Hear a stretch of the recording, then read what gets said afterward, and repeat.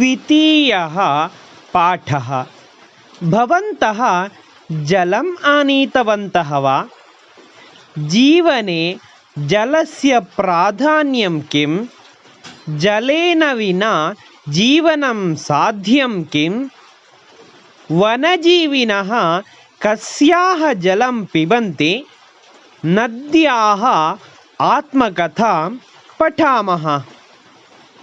जीवदायिनी अहं नदी।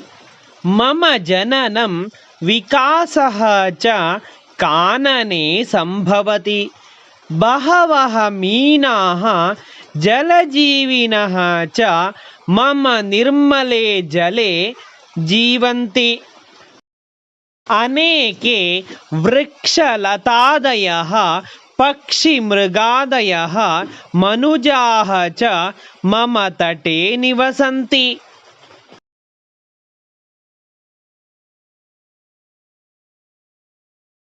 पानाय, स्नानाय, सेचनाय, विद्युतः उत्पादनाय, यात्रायै च जनाः माम् आश्रयन्ति। अतः सर्वे मां जीवदायिनी इति वदन्ति।